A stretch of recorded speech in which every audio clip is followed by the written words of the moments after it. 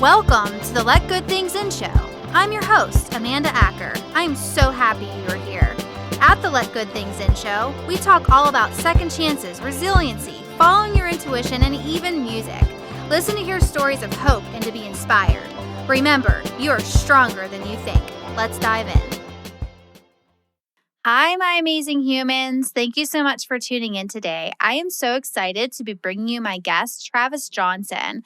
Travis has a podcast called The Nonprofit Architect, where he shares his perspective as the former vice president of Books by Vets, a board member at the Shine Foundation, a benefactor of over $20,000, a volunteer with over 1,500 hours, a fundraiser with more than $500,000 raised, provided seed money for 6 startup nonprofits, event coordinator, and published author. Travis is currently an active duty officer in the United States Navy, married with 2 children on move number 50.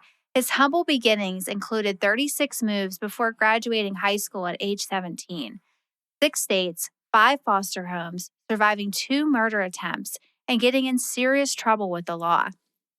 Although this was very rough, there was always a person, group, or church willing to help him and his family. Now that he's in a position to give back, he's made it his mission to help the helpers. He also spent 15 years helping 400 families pay off $6 million in debt. Hi, Travis. Thank you so much for being here. Hey, thanks for having me on the show, Amanda. I appreciate it. Yeah. So, I wanted to talk a little bit about your upbringing and what was it like to move so many times as a child? Sucked. Oh, were you hoping for more than that? Just a little bit more context. Yeah. So I have to start off with jokes and laugh because if you really get into this stuff and you really get drawn into the things that happen, it can be very heartbreaking and depressing. Yes. It all stems from my mother having bipolar disorder. So every time that she would have and be in need of treatment and need to go to a facility, my sister and I would have to move somewhere, whether it be with another family member into a foster care, whatever that looked like. And just the nature of things in the 80s and 90s, when you didn't pay your bills because you were in treatment, you would get out and have to go somewhere new because you didn't have any place to live. And when you're constantly going in and out of treatment or essentially just living off the government, you don't have a lot of money for things either. So a lot of trailer parks, a lot of foster homes, a lot of time just bouncing all over the place. Kindergarten, 2nd grade, 4th grade, 7th grade. I was in 3 different schools during each of those school years. Oh my gosh. Yeah. A lot of fun there. Yeah, that I couldn't imagine being that young and having to you go through all those changes because when you're little, you don't fully understand things. So it would just be very confusing. Would you say that that's accurate? It was confusing? Well, it wasn't until I found out that wasn't what everyone else was doing. Okay. What's interesting is as we develop as people from birth to 7 years of age, we're in complete receive mode. We don't have any kind of internal filter. Like when someone jokes with us and like, oh, you're just crazy. You take that on board as that you are crazy. So like, that's who you are. That's your persona. So moving all the time and always being new and always being in new places and always being in a new school, it was how I was programmed. So it wasn't really that odd until I found out that I was the only one doing it. I think it was in 4th grade. They're like, why the heck do you move around all the time? And I was like, what do you mean? Like everybody does this. And they're like, no, they don't. In fact, all of the people in this room have been here their entire lives. You're the only one that's been, in and out. And I was like, what? I had no idea. Because how would I know? Right? How would I have any idea that that's not how life works if you're not shown something different? Right, exactly. Then how did that, that realization, how did that make you feel? How did that change your perspective on your life as it was in 4th grade? It was, leading up to that point, it was either kind of sad or happy, but now I was angry. Like, how can this happen? Who's doing this to me? And you're in that spot where you really are the victim and you're in the victim in that moment. You don't have a choice. And it took me a while to figure it out, but just because I was the victim yesterday doesn't mean I don't have the choice today to take action, take responsibility, get the healing I need to move forward. Now I'm saying this as a nearly 40-year-old man and not as a fourth grade student. Right. It's easy to stay like that now, but in the midst of it, I started lying. I started cheating. I started stealing. I started not being a good person because I didn't know how to react and process those things, those feelings of what I was having. And immediately after I started being a jerk, right? So I started being a jerk, we stopped moving. Oh, no. I was like the rest of fourth grade, fifth grade, and sixth grade in the same place. And I was like, geez, I finally just okay with being kind of a jerk about it. And then we just stay. And I'm like, oh, now I have to deal with the things that I've created instead of the things other people created for me.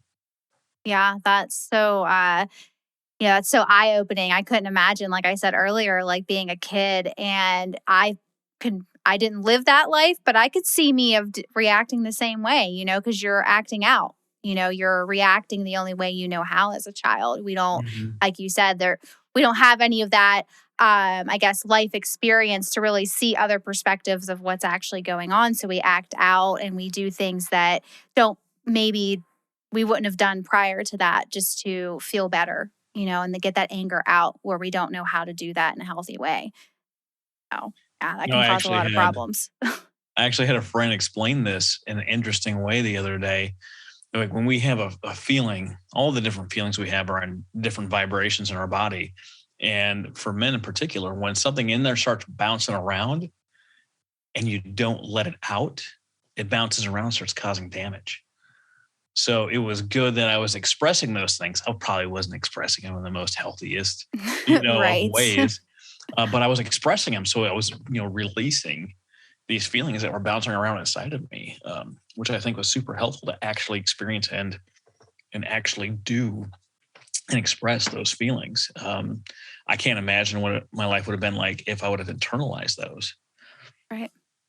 Yeah, that's true. And I think too that even as adults, we tend to internalize a lot of our emotions and how we feel about things because we fear that judgment. But as kids, I don't think we have that much of a filter.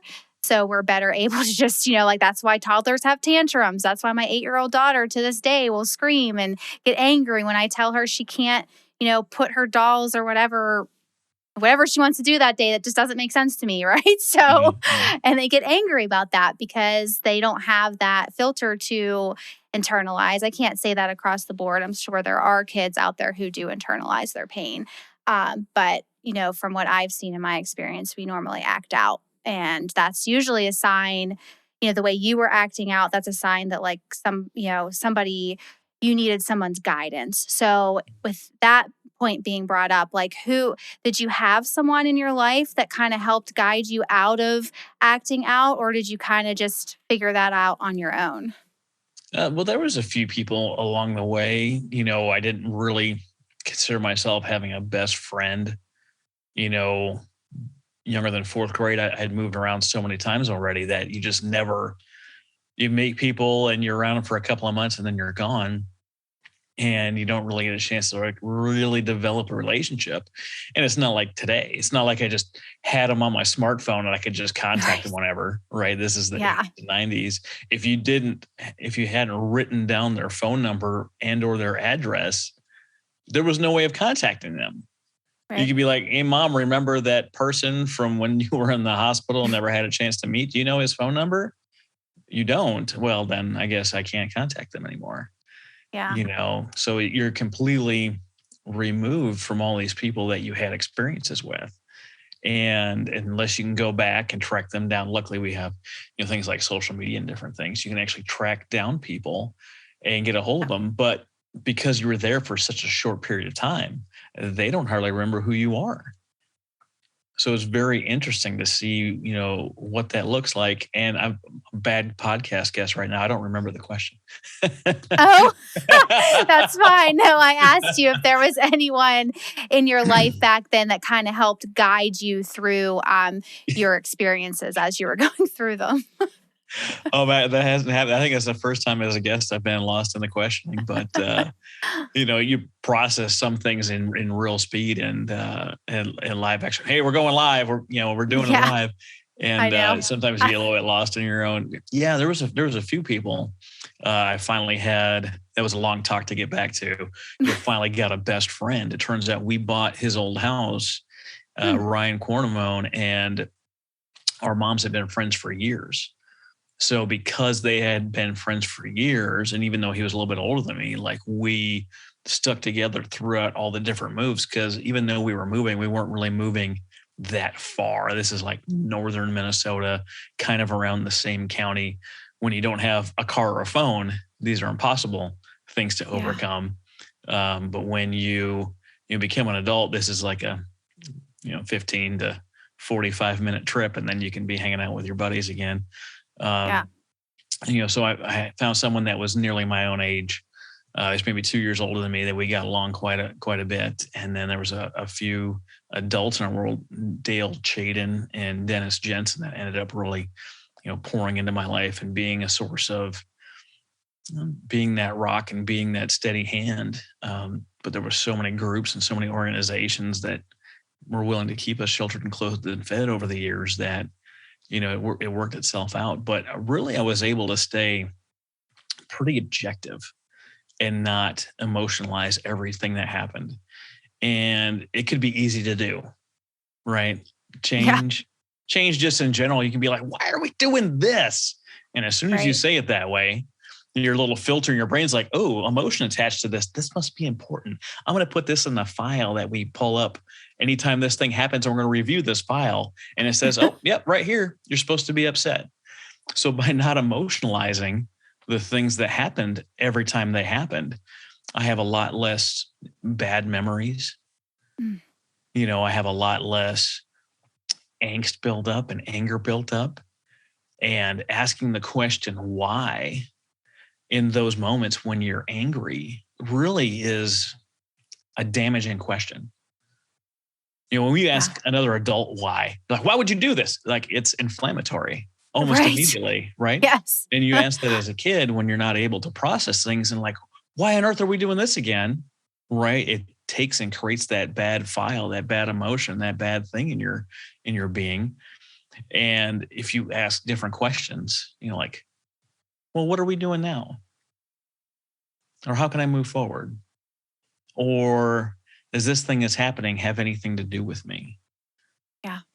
And when we can kind of delay or deflect some of these pivotal moments, these crazy things that happen in our world, our body processes that as, yeah, we're moving, but we're going to figure out the next thing. Yeah. That's powerful to do that, to be able to, I don't want to say flip the script because that's overused, but, like you're taking something that normally would be, negative but being curious, right? You're curious. Well, why is this happening? Is this has something to do with me or not? Just figuring out the truth behind it instead of getting upset and angry and creating that file, as you said, for your brain to kind of go back to every time that thing happens. I really like that.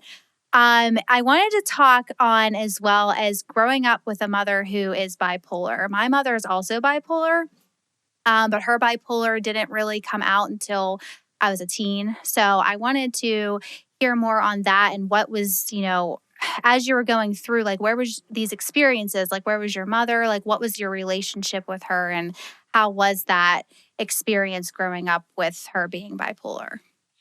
Well, before fourth grade, like it was kind of seamless if I was living with grandma or living with mom. I didn't really know. I knew who my mom was. I loved my mom. And when she wasn't around, I missed my mom. But Yeah. it wasn't like a relationship. You know what I mean? Yeah. Like it wasn't really a factor. I just knew I was sleeping either at my mom's house or my grandma's house. And that was kind of it. It wasn't until the fourth grade. So I talk about fourth grade a lot. Like it still bothers me. It doesn't still bother me based on the stuff I've been writing about. Like it doesn't bother me. But like I started fourth grade in Underwood, Minnesota, and I was at my grandma's house. And then she split up with her husband at the time. And we moved to Fergus Falls, which seemed like when you're a kid, it's forever away. It takes forever to get to Fergus Falls from Underwood. I think it's like 7 miles. Oh, So it that's took, it. I was going to be like, how far is it? so it's like It's like 10 minutes, right? 10 minutes down the road. I'm like, this is just taking forever when you're a kid. Moved across, basically across town if you're in a bigger town. And, started school there, ended up getting glasses. So, that was super. Being the new kid, big ugly glasses, because every pair of glasses in the 80s was hideous. Right. This is 89, maybe into 90. And then mom gets out of treatment. And she got out of treatment because she dared a friend of her to marry her. She was in her 30s and he was 19, and he married my mom. And at the time, I didn't know how weird this was, because oh my gosh, everyone that's an adult is just bigger than me, Right. Yeah. And looking back, I'm like, you married a 19-year-old? That's crazy. That is just wild. But that just lends itself to just how, volatile and crazy my life really was. And then moved to Elbow Lake, which was 22 miles away, just super far, and was my third school in the fourth grade. And this was a school that wasn't in the same town as where we lived. So the middle school was like another 7 miles down the road to the next town. By the way, 7 miles keeps coming up because that's exactly how far train stops were. Back in the day, they had to be 7 miles apart for some reason. I'm sure one of the engineers out there could tell us why, or historians. Yeah. But no, not something I need to clog up my brain. But so again, I end up in the third town, third different school, and my sister's going to school in Elbow Lake, but I'm going to school in Barrett, which is 7 miles down the road. And it's like a fourth, fifth, and sixth grade, like a kind of a middle school. And and I'm just done with life. I'm like, this sucks. Like, why do I got to meet all these new kids? Why do I got to learn a whole new town? This isn't like when you've got Google Maps and MapQuest or whatever else, and you can just kind of like GPS your way through town. Like, you got to ride your bike all over the town to figure out like what the town is. Like, you have to go learn the town. Like, I can't even tell you how many hours I spent on my bicycle riding around trying to figure out town. Great. Now I got to map out a whole new town, meet whole new kids. And, this is the first time I really understood like what bullying was and picking on the new kid. And I was like, why are they talking to me this way? Like, this is bullshit. I'm just trying to ride the damn bus to school, and you kids won't leave me alone. Like, what? I don't get it. And, it really, really got to me, all this crazy stuff, because, grandma leaving the husband, I remember hearing the fights and the screams and, all of these things. And then I remember getting to that next school in Fergus Falls, and just like how different the school system was. I didn't know that's what it was. All right. Yeah. But I was like, man, they're talking about a bunch of stuff I have never heard about. Wow. And then you go to the next school, and then other kids were being jerks. And I'm like, I don't even know what the hell's going on anymore. Like, just trying to like be a kid. I'm like, this is just nuts. All of this. And, so glad that I'm not in fourth grade anymore. Yeah, I could imagine. That seems like a very hard year for you. Yes. Yes. Very hard.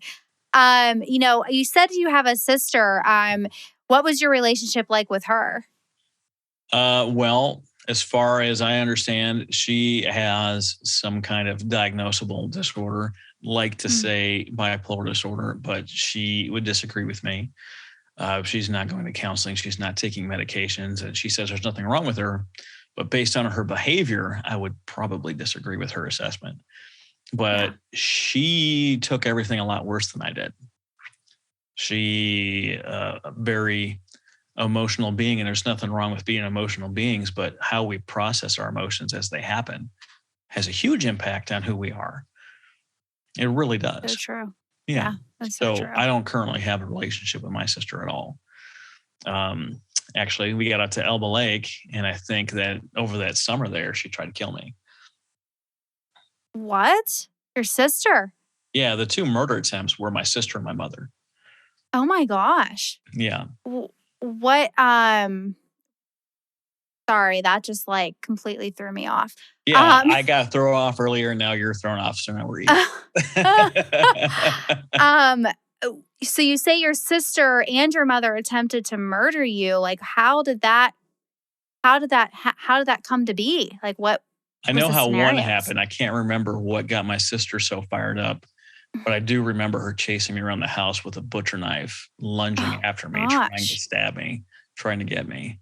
And how old were you at that point with your sister? I was 10 or 11 and she was a year or two younger than me. Oh my gosh. Yeah. Wow.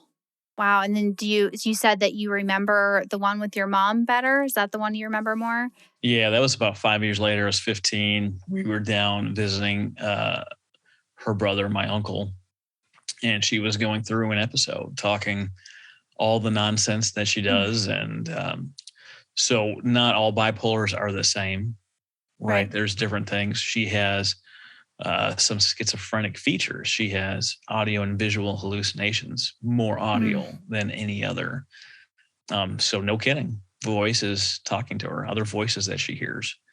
And she was losing it. It was the middle of the night, two or so in the morning. We got kicked out of his house, and I drove her to the hospital in St. Cloud, Minnesota. Again, somewhere in middle of Minnesota, and brought her to the hospital and was going to get her checked in. And it's 3 in the morning, right? So my sister and I Yeah. fell asleep on the hospital beds, waiting for someone to process or whatever the heck is going to happen. We don't know. And I wake up and my mom is straddling me on the hospital bed with a pillow, trying to smother me and snuff me out. Oh my gosh. Yeah. Luckily, I was Uh, 15, stronger than her, so I could push her yeah. off. I pushed her off me. I grabbed my sister. We ran out of the hospital, got in the car, and started driving. Drove probably for an hour or more till we get to a rest area, locked the doors, and fell asleep. That like I have goosebumps. That's I couldn't imagine going through that. You know what? So, do you have a relationship with your mother today? Like, are you close with Yes. her? Okay. Yes. Yeah. If you're willing to take medication and go to sleep and take care of yourself and do the things you need to do to be mentally well most days, I understand and I'm willing to have a relationship with you. If you're like my sister and you deny everything and everything is everyone else's fault, I mean, good luck getting the whole rest of the world to go to therapy to solve your problem, right? Right. Good luck. Exactly. Good luck. Yeah. It's not going to happen. Um, Yeah. so her life is a disaster by any measure that anyone would use to measure a quality of life. And we didn't have a relationship. I moved out of the house. I ended up moving out when I was 16 to live with grandma full time. I told my mom, look, if you love me, you're just not going to say anything about this. You're just going to let it happen. You're not going to say nothing. Yeah. And she never did, and finished up high school, and I moved away. And really in that moment, I left my sister with my mom. Um, yeah, but I couldn't think of anyone other than myself at the time. I had to get myself into a safe, stable place. I couldn't Yeah. be around that anymore. It wasn't until years later, like, I don't know, 15 or so years later, that my sister moved. I'm in Oklahoma City. My sister moved down here to try to like rebuild the relationship. I hadn't really talked to her in years, and honestly, I hadn't even thought about her Yeah. because trying to build my own life. And I didn't want her to move down here because I know what kind of a person she is, and I hear things from that neck of the woods make it down. You know what your sister did? I'm like, well, tell me. It'd be super, I'm sure. Yeah. And I had a friend. This is a little segue into why I was willing to try to build a relationship with her. I had a friend in the Navy. Well, many friends in the Navy, but one in particular commit suicide, and his sister moved to Oklahoma City to try to connect with the rest of the family. And she was told like, hey, come on, you can have his house. No big deal. Us and the kids are here for you. And she got there and she left her whole life in Reno. And then she got to Oklahoma City, and the sister-in-law was like, you know what? No, you can have nothing. So she showed up with her kids moving across the country, was supposed to be moving into a house, and then was completely roadblocked from the rest of the family. And I was like, you know what? I'm going to give my sister a legitimate shot, my nieces and nephews, my 4 nieces and nephews, and see what kind of relationship we can build. And, reintegrated her, cautiously into our lives, and immediately blew it with us, and gave her a handful of chances. And at every turn, just didn't act like a human being. And I finally had to sever a relationship. I was getting stationed overseas. I went to the Kingdom of Bahrain for a year, this little island thing on the side of the wall. Mm. And I had seen her, and seen her and the kids. It was January or February in Oklahoma City. Not the coldest, but not warm either. She pulls up. I meet her at a local restaurant. Her back window is smashed out. She's got one kid with no jacket, one kid with no shirt, one kid in shorts, and one kid with no shoes on. And I just want to say goodbye and give a little bit of encouragement to my nieces and nephews on my way out. I drive across country to go to the Naval War College up in Rhode Island. I love driving. There's no one that can bother me, right? And you go to the airport, you've got like all these other people, and you got all this stuff, and we're boarding and we're not boarding. And then I would fly up to Rhode Island, and I wouldn't have a car to get around. Right, that's the worst. That's the Gotta worst. have a car. Well, I'm going to rent a car for 3 months. Gross. I don't want to pay for that. Yeah, not doing that. So I drove my truck up there, and I'm driving across Tennessee, and I got a phone call from her husband at the time, my sister's husband.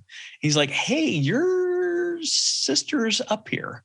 They were in the midst of separating. He went to be with his family in Pennsylvania, and we were in Oklahoma City.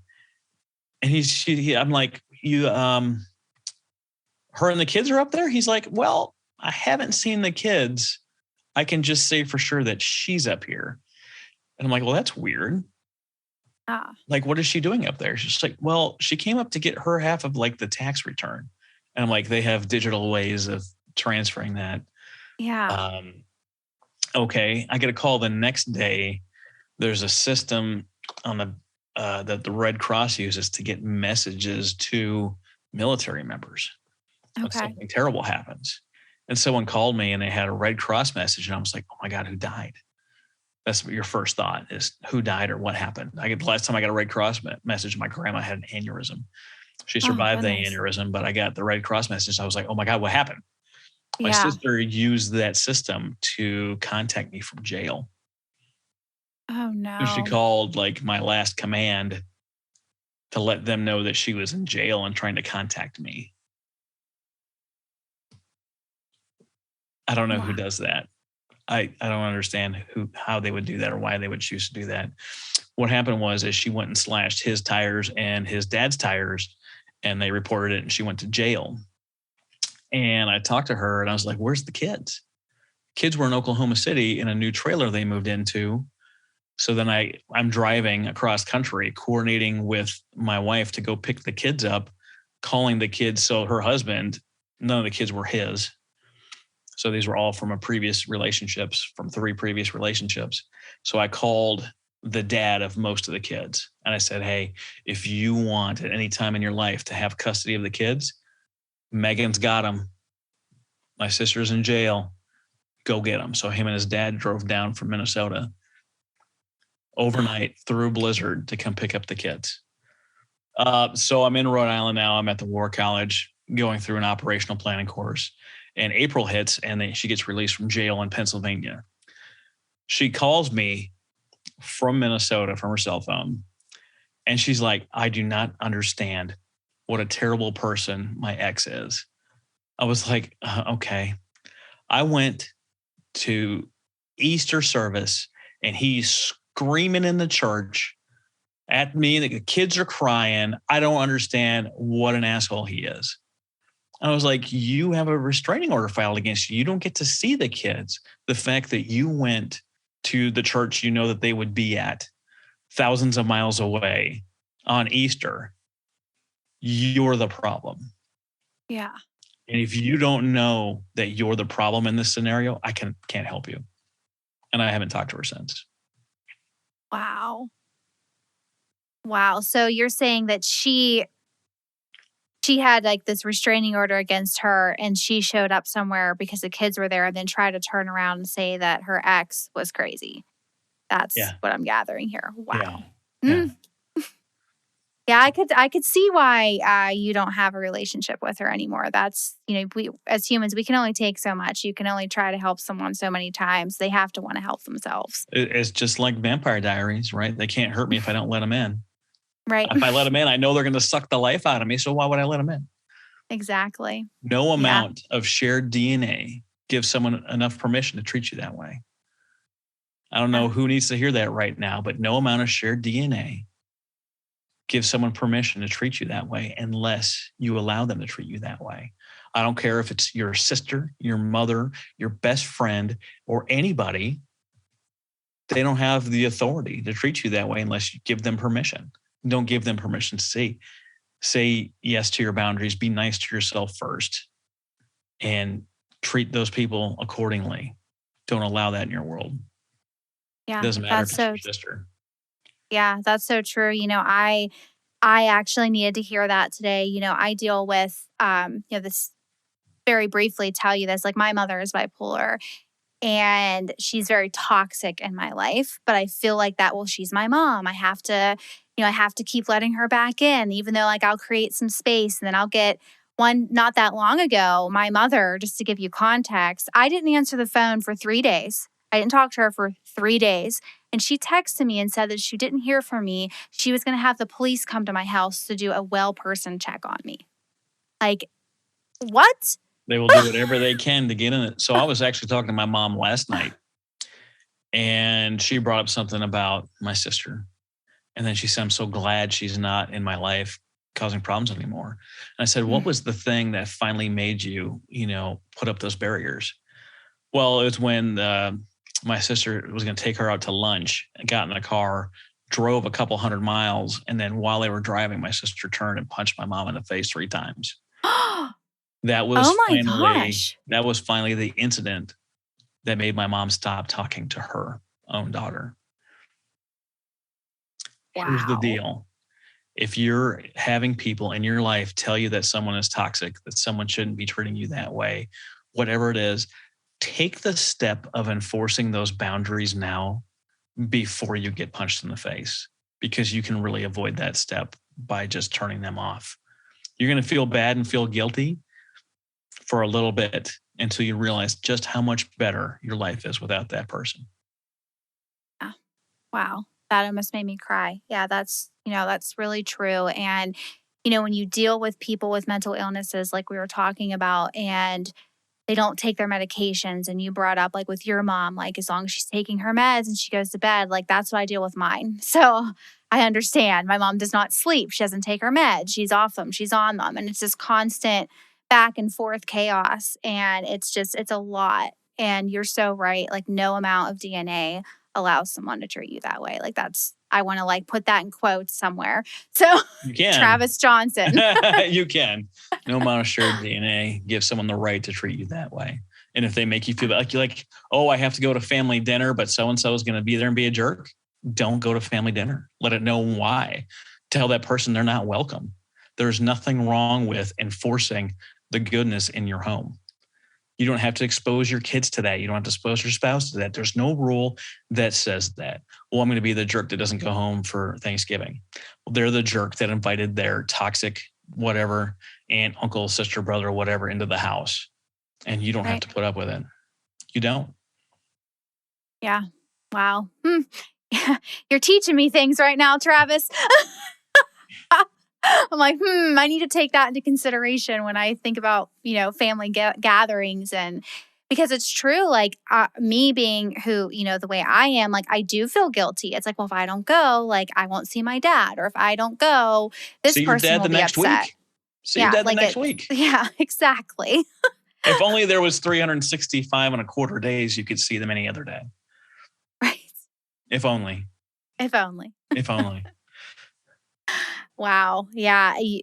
Your message is about, family and just how to create those boundaries. Like that's so important. And anybody who's listening, who may be like me, who's still stuck in that cycle of feeling that guilt around not being in, having a certain family member, rather, in your life, like, listen to Travis, like, we don't have to take that kind of treatment. You don't We have just to. don't. And there's people that have friends that every time they hop on the phone, they only talk about themselves or how you can Hmm. help them or try to make you feel guilty for not helping them. It's only a one-way relationship. You're going to find out that you were never friends in the first place. Or if you were friends, something has changed. Give that person the opportunity to be like, hey, look, every time we talk, you talk about you. Every time we get together, you're piling all your stuff on me. Every time you call me, you need something. And that's not how our friendship works. I'm willing to be friends with you, but you got to understand that it's a two-way street. If you can't make it a two-way street, I can't be your friend anymore because you're not being a friend to me. Yeah, and that's creating those healthy boundaries that we all need in our lives, whether it's a friend, like you said, that does that, your family, a coworker even. I've experienced toxic coworkers too, and you just have to know how to stand in your own and be able to say no and not allow those people to treat you that way anymore. And you have to be able to have those boundaries and really, like, my whole thing is looking inward for love and acceptance. Like, you have to know who you are and what you will accept into your life, because at the end of the day, you're the only one who can control that. No one, because your mom upset you, well, did you allow her to? Did you welcome that phone call? Did you pick up the phone knowing what's going to happen? Then you only have yourself to blame. You're in control of what you let into your life. And you can't outperform your self-image. Mm. Those ladies that we all know, like, oh, I can't believe I'm still in another boyfriend, another toxic relationship. Men are all jerks. They're treating you based on the way you feel about yourself. Mm. You are attracting people that will treat you the way that you feel about yourself. So until you treat yourself like the goddess, the masterpiece, the amazing creature that you are, you're going to attract all the other garbage out there. And you're going to wonder why it's all them. It's not them. It's you. Treat yourself better. Please, please, please. Dear God, treat yourself better. I want to say this to I end up talking to a lot of ladies about this. Saying no, enforcing a boundary, and not allowing people to behave a certain way and being direct. All of those things are being nice to you first. None of those things are being mean. None of them are being mean. All of them are being nice to you. Oh, I just can't talk that way. That's being mean. That is not true. If you're in your head right now saying, Travis, you're full of crap, or I don't believe you, or yes, it is, you are wrong. And I'm not okay with you being wrong in this situation. You have got to change how you interact with these people to take care of you first. Because if you're not taking care of you, you can't take care of the people that you love. That's so true. I went through a lot of toxic relationships throughout my past, and I always felt that way. Like, well, why am I attracting these men? Why am I attracting these types of friendships? Like, why? Why are they choosing me? Like, it was always that, like, they're choosing me, not I'm choosing them. And it wasn't until I changed the way I thought about myself and really started to see myself as someone that was worthy of good things that, oh my goodness, now I don't have toxic people in my life. I mean, I still have my mother, but I'm working on that. But, I don't have these negative friendships. I don't have, my husband is amazing. He treats me with respect because I deserve that. I don't deserve to We be, all deserve that. Yeah, everybody, Yes. like every single person on this planet, no matter what you've been through, you deserve to be respected, period. If you look at the Bible, and I know everyone's not a Bible fan, right? I'm not getting into all the theology and all that nonsense. But God ends up using the people that would seem the least likely. God used David as a shepherd boy, and shepherds was considered the lowliest career field out there. If you were a shepherd, you were the worst of the worst. Yeah. He used Moses, who was unsure of himself. He used David, who was trying to figure out a term that is family friendly. You can use whatever term you like. We're not necessarily family friendly. Adulterer. He was an Okay. adulterer, right? He used people that were drunks. He used people that did tax collectors back in the day were very unscrupulous. He used all these different type of people. He didn't go out. He didn't go to the Pharisees. He didn't go to the churches to grab people out of leadership to do these amazing things. He did these amazing things with people that were less than, with people that were the least of these. If you look at my history, and based on some of the stories that we've talked about today, just being a foster kid, most of society would be like, yeah, we're okay if Travis never amounts to anything. No one would fault me. No one would be like, oh yeah, well, he's a foster kid. That's okay. Like, no one expected anything out of me. You have to expect greatness from yourself. Muhammad Ali said, I am the greatest far before he was any good at boxing. He was doing those emotional, he was creating those emotional good files in his system. So when a situation arose, his little file clerk in his head would look through and be like, you're the greatest. It says right here. I see file after file after file that says you're the greatest. So what's going to happen? He's going to go out and do great things. What about those people that are attached emotionally to something and it says, I'm worthless. I'm nothing. I can't do anything. I never do anything right. I always be right. Your little file clerk's gonna be like, yep, sure are. It says you're worthless right here, because you keep telling yourself that same story. You keep creating those negative files. Stop adding negative files to your brain. Stop it. Stop it. Yes. Oh my goodness. I could literally just keep talking and talking to you. Your story is fascinating, Travis. Like, you have so many wonderful things that you've shared with us. And, your story is left me speechless multiple times. Let's just put it that way. And anyone who knows me knows Amanda's never speechless. So that says a lot. Gotcha. Gotcha. All of Amanda's friends can now use this against her later in life. But how can people find you, Travis? Where can we connect with you? You go into Google, you put in these words, Nonprofit Architect Podcast. Nonprofit is one word. It's not hyphenated. If you pull up those 3 words in Google, you will find that I'm the first 4.5 pages of Google. If you want to find my Facebook, my LinkedIn, my podcast, if you want to find my website, if you want to find anything about me, those 3 words, Nonprofit Architect Podcast, and you will find me, find all my stuff on my website. I've got the Nonprofit Podcast Network. We've got a dozen shows dedicated to helping nonprofits. We've got the Veteran Podcast Network, which is 40 veteran related shows talking about veteran issues. You can find all of my guest appearances. So you'll be able to find this interview with Amanda on my website. And we have some resources that help nonprofits do things. And we have our ultimate podcast guide. You can find all of these things at nonprofitarchitect.org. I'm excited to announce that we are turning our podcast guide into a course, building it right now for Forbes Business School. You will be able to get college credits from taking my course. Wow. That should be available amazing. Spring of next year. Yeah. Wow. I'm excited for you. That's awesome. Wow. So just one last question for you before we go. What is your number one tip for everyone listening to allow the good things into their lives? Regardless of how you feel at this moment, you are worth all of the good things. And until you onboard that, there's not going to be anything that I can do to help you or anyone else can help you. It really is the choice, and you have the choice. Zig Ziglar talks about a pair of brothers that he met. He met the one brother as a CEO of a Fortune 500 company, great outlook, just an amazing man. And he's like, why are you the way you are? You see, my father was an alcoholic. I had no choice.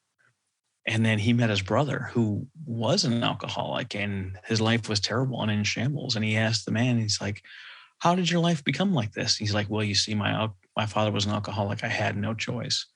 Both brothers used the same reasoning and saying they had no choice, but one said they had no choice other than to emulate the example given, and one had no choice other than to reject the example he was giving. Any person that you interact with, family, friend, or otherwise, they're going to teach you something. They're going to teach you either what to do or what not to do. I had the example of all the examples of things not to do, and I didn't follow them. Right? I didn't follow those examples. Yeah. And my sister had the same experiences. And she said, this is exactly how I'm supposed to operate. So here's the example I was given. You have to choose. If you're hanging around a bunch of people that are in shape and going to the gym, you're going to find yourself going to the gym. If you're hanging around with a bunch of millionaires, you're going to learn how they act and behave. And before you know it, you're going to be a millionaire. If you're hanging around people that go to the casino and blow their paycheck each and every Friday, you're going to find yourself broke each and every week, because the people that you surround yourself, whether you choose to or not, they are going to align with the goals that you have, or you're going to take on their goals with good, bad, or indifferent. So make sure you're hanging around the right people and choosing to let the good stuff in. Yes. Perfect. Thank you so much, Travis, for being here. It's been a pleasure having you and learning more about your story and all the wonderful things that you're doing in the world. Thanks a lot, Amanda. Appreciate being here. Yeah, and as a reminder to everyone listening, remember you are stronger than you think, and you can have the life you imagine, regardless of your past. Make sure to hit the subscribe or follow button so you don't miss an episode of the show, and I will talk to you all soon.